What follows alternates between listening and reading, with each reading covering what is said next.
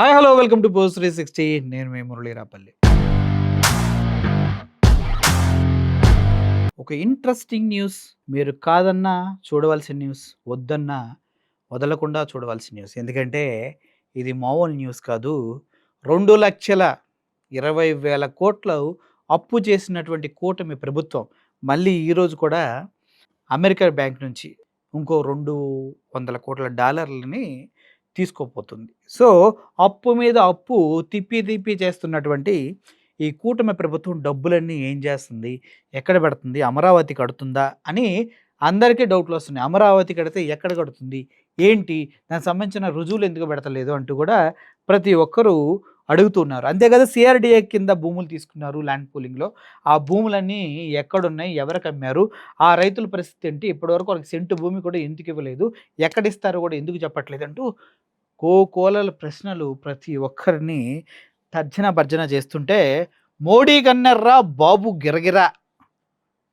అమ్మ టైటిల్ చూడగానే నాకు అనిపించింది, ఏంది నిజమా? మోడీ కన్నెర్రా బాబు గిరగిరానా? మోడీ కన్నెర్ర ఎందుకు చేశాడు, బాబుకి దిమ్మ తిరిగి గిరగిరా అని ఎందుకు కనిపిస్తుందంటే, దీని వెనకే ఉంది అస్సలు పంచాయతీ అంతా. కోటాను కోట్లు కమిషన్ రూపంలో వచ్చిన డబ్బులు మొత్తం వీళ్ళు అక్రమంగా తరలించి దుబాయ్కి చేరవేశారంట. ఇప్పుడు దుబాయ్లో చంద్రబాబు నాయుడు గారు ఎందుకు వెళ్ళారు, ఉన్న పలంగా దుబాయ్ని ఎందుకు చెక్కభజన చేస్తున్నాడంటే, ఇక్కడ దోచుకున్న డబ్బంతా హవాలా ద్వారా దుబాయ్కి తరలించారన్నదే విషయం. ఈ విషయం మోడీ గారికి తెలిసింది. తెలిసి చంద్రబాబు నాయుడికి లెఫ్ట్ టు రైట్ ఇచ్చాడు అనేది ఈ వార్త. ఇది నేను చెప్తున్న వార్త కాదు. ఇది మీరిప్పుడు జమీన్ రైతు అనే ఒక పత్రికలో వచ్చినటువంటి ఆర్టికల్. సేమ్ పెట్టాను కదా, మోడీ కన్నెర్రా బాబు గిరగిరా. ఏందయ్యా అంటే, మన బాబు గారు చేసిన చిన్నలు వన్నెలు ఆ అబ్బా అన్నీ కూడా మోడీ గారికి తెలిసినాయి అంట. అది తెలిసిన తర్వాత ఒరీ లెచ్చుడా, ఇక్కడ డబ్బు తీసుకెళ్ళి అక్కడ పెడతావా అనలేదంట, కానీ ఈ విధంగా వేసుకున్నాడు అనేసి వార్త అనమాట. యథాలాపనగా చెప్పే మాటలు, చేసే పనులు ఒక్కొక్కసారి మహాసంకటంలో పడేస్తూ ఉంటాయి, రాజకీయాల్లో మరింత ఎక్కువ ప్రమాదానికి దారి తీస్తూ ఉంటాయంటూ స్టార్ట్ చేసి, దీనికి సంబంధించినటువంటి అసలు గ్యాంబ్లింగ్ ఎక్కడ జరిగింది, ఎలా అక్రమంగా డబ్బుని వేరే కంట్రీస్కి తరలిస్తున్నారన్న దానిపైన పూర్తి స్థాయిగా ఈ ఆర్టికల్ అనేది రాయటం జరిగింది. ఇందులో ముఖ్యమంత్రి చంద్రబాబు నాయుడు గారు ఇటువంటి ఇరకాటంలో చిక్కుకొని బయటకు రావడానికి నానా తంటాలు పడుతున్నాడంటూ డైరెక్ట్గా చంద్రబాబు నాయుడికి పేరే మెన్షన్ చేశారు. వీళ్ళకి ఎక్కడి నుంచి సోర్స్ దొరికిందో అనేది కూడా ఆలోచించాలి మనం. బీహార్ ఓటర్ల జాబితా సవరణ పేరుతో ఎన్నికల కమిషన్ చేపట్టిన ప్రక్రియ ఎంత వివాదాస్పదమైందో అందరికీ తెలుసు. మాకు తెలుసన్నా, రాహుల్ గాంధీ పెద్ద చిట్టి తీసి ఎన్నికల కమిషన్ మొహం మీద స్లో మోషన్లు విసిరేస్తే వాళ్ళు లాక్కోలేక పీక్కోలేక మేరే బాయ్ మేరే బెహనే ఒక వీడియో ఫుటేజ్ క్యూ దేనా అంటూ అడ్డంగా మాట్లాడిన సందర్భాలు మాకు తెలుసు. అయితే బీజేపీని గెలిపించడానికి ఇతర పార్టీలు బలంగా ఉన్న నియోజకవర్గాల్లో దాదాపు 69 లక్షల ఓట్లు తొలగించారనే ఆందోళన నడుస్తుంది. కాంగ్రెస్ అగ్రనేత రాహుల్ గాంధీ దీన్ని ఒక జాతీయ ప్రాధాన్యత అంశంగా మలచి తీవ్ర స్థాయిలో ఆందోళన చేస్తూ ఉన్నారు. ఆయన విసురుతున్న సవాళ్లు తట్టుకోలేక ఎన్నికల కమిషన్తో పాటు మోడీ బృందం కూడా ఉక్కిరిబిక్కిరి అయిపోతున్నాయి. ఎన్నికల కమిషన్ విశ్వసనీయత పట్ల ప్రజల్లో అనుమానాలు వచ్చాయి. అనుమానాలు రావటం ఏంది, ఎన్నికల కమిషన్ ఎంప్లాయ్ అంటేనే ఎయిర్పోర్టుల్లో వెంటబడి కొడుతున్నారు. బీహార్లో అయితే మామూలుగా లేదు పరిస్థితి. ఓకే, ఎన్నికల కమిషన్ విశ్వసనీయత పట్ల ప్రజలకు అనుమానాలు వస్తున్నాయి. ఈ పరిస్థితులు నెలకొన్నప్పుడు ఎన్నికల ప్రజాస్వామికంగా జరగటం లేదేమో అని జనం సందేశిస్తున్నారు. రాహుల్ ఆందోళన తర్వాత మన రాష్ట్రంలో ఎన్నికల ఫలితాలు కూడా వైకాపా అభిమానుల్లో డౌట్ పుట్టిందనమాట అందరికీ. మన ఆంధ్రప్రదేశ్లో కూడా ఇలా జరిగిందని. ఈ నేపథ్యంలోనే తెలుగుదేశం అధినేత చంద్రబాబు నాయుడు గారు కేంద్ర ఎన్నికల కమిషన్ లేక మోడీ బృందం మదిలో కలత రేపింది. బీహార్ ఓటర్ల జాబితా సవరణ మీద జూలై 17వ తేదీన లేఖ రాశాడైన. ఇందులో ఎన్నికల కమిషన్ సూటి ప్రశ్నలు సంధించాడు. ఓటర్ల జాబితాలో తప్పొప్పులు సవరించడానికి ఈ ప్రక్రియ అయినా చేపట్టవచ్చు. ఓటర్ల జాతీయతను పరిశీలించే అధికారం మీకెవరిచ్చారని ప్రశ్నించారు చంద్రబాబు. సో ఇటువంటి సిచ్యువేషన్ ఎలా ఏర్పడింది చంద్రబాబు నాయుడు గారికి. అయితే ఈయన ఒక లెక్క రాశారు ఎలక్షన్ కమిషన్కి సంబంధించిన విషయాలతోటి. నిజానికి ఇట్లా లేఖ రాయాలనే నిర్ణయం చంద్రబాబు గారు తాను తీసుకోలేదు. సుప్రీంకోర్టు సీనియర్ న్యాయవాది, కాంగ్రెస్ అగ్రనేతల్లో ఒకరైనటువంటి అభిషేక్ సింగ్ మన్వి ఒకరోజు ఫోన్ చేసి బీహారు ప్రజాస్వామ్య హననం జరిగిపోతుంది. దీనిపై మీ పార్టీ తరపున ఒక లేఖ రాస్తే బాగుంటుందంటూ సూచించారంట. చంద్రబాబు నాయుడుకి దొరికిందే సందని ఆయన తన న్యాయ పరిజ్ఞాన సమస్తం ఒలగబోసి అద్భుతమైన ఇంగ్లీష్ భాషలో డ్రాప్ పంపించాడు. సుప్రీంకోర్టు సీనియర్ న్యాయవాదులు తెలివి ఏ స్థాయిలో ఉంటుందో మర్చిపోయి దాని మీద గట్టిగా సంతకం చేసి ఎలక్షన్ కమిషన్కు పంపేశాడు చంద్రబాబు.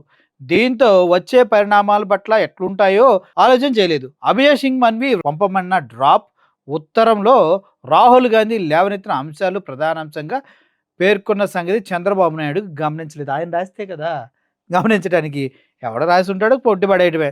ఈ లేఖ వెంటనే తక్షణం ఆలస్యం చేయకుండా ప్రధాని మోడీ గారికి చేరిపోయింది. దొరికింది పో ఎలక అన్నట్టుగా మోడీ గారు ఎప్పుడెప్పుడు దొరుకుతాడా, ఎక్కడెక్కడ తొక్కేద్దామా.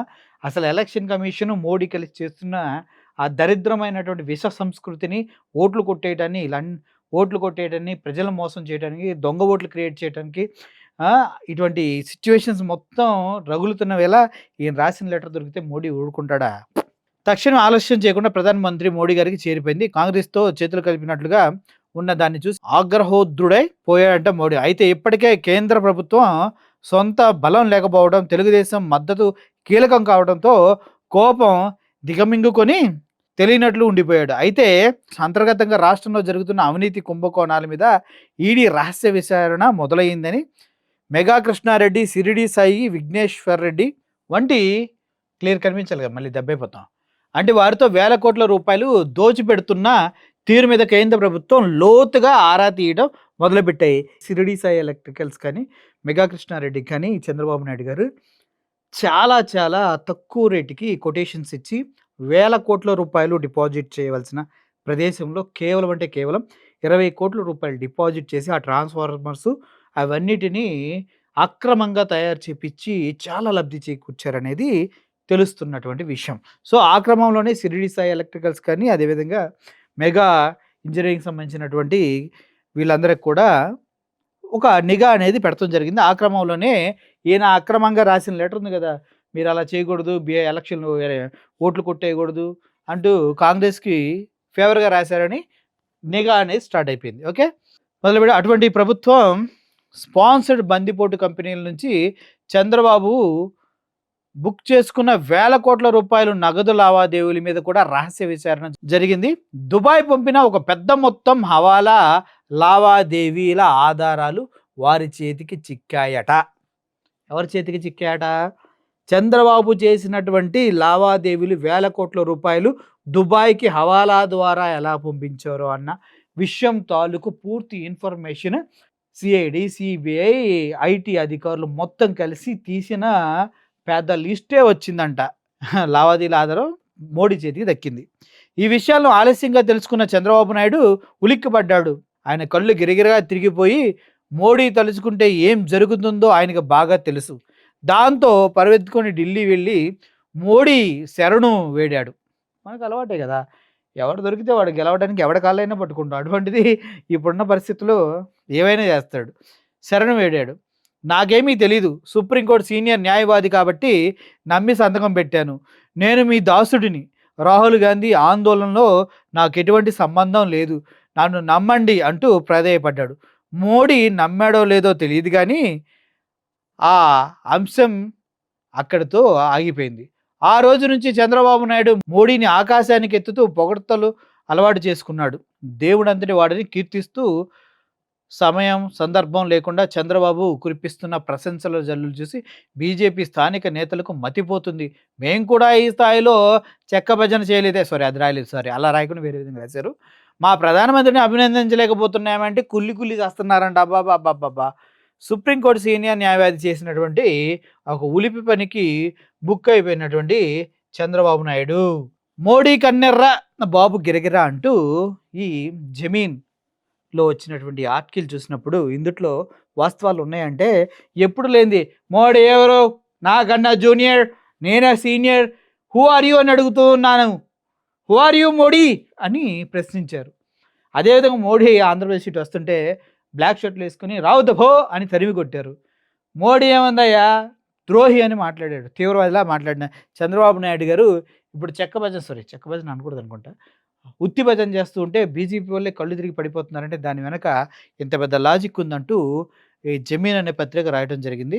దీన్ని ఒక్కసారి మీరు ఆలోచిస్తే అర్థమవుతుంది. నిజంగా వేల కోట్ల రూపాయలు ఎలా తరలి వెళ్తూ ఉన్నాయి. హవాలా ద్వారా ఎన్ని వేల కోట్లు దుబాయ్‌కెళ్తున్నాయి అనేది క్లియర్‌గా అర్థమవుతుంది. అర్థమవుతుందా? అసలు విషయం ఏంటనుకున్నారు? వేల కోట్ల రూపాయలు. 2,20,000 రూపాయలు తీసుకొచ్చి ఎక్కడ ఎవరికిచ్చారు? ఎక్కడ ఇన్వెస్ట్ చేస్తున్నారు? అన్న విషయాన్ని ప్రజలకి చెప్పగలరా? లేదంటే ఇటువంటి అనుమానాలు, ఇటువంటి రాతలే బయటకొస్తాయి. మోడీతో సహా అందరికీ దొరికిపోతూ ఉంటారు. సో, అప్పటి నుంచి చెక్క భజన తప్పదు సార్. అసలే ఇంట్లో పోడుందంట. మొన్న ఒక ఇంటర్వ్యూ చూసా. అందుట్లో చంద్రబాబు నాయుడుకి అన్నం గూడా పెడతలేదు. లోకేష్ బాబుని ఇమ్మీడియేట్‌గా సీఎం చేయాలంట. ఇమ్మీడియేట్‌గా సీఎం చెయ్యి అని అటు బ్రహ్మిణి గారు, అదేవిధంగా చంద్రబాబు నాయుడు గారు సతీమణి గారు ఇంట్లో అన్నం పెట్టకుండా తరిమేస్తే బయట ఎక్కడో సోఫాలో పడుకుంటున్నారంటూ ఒక ప్రముఖులు ఇచ్చిన ఇంటర్వ్యూలో చూసా.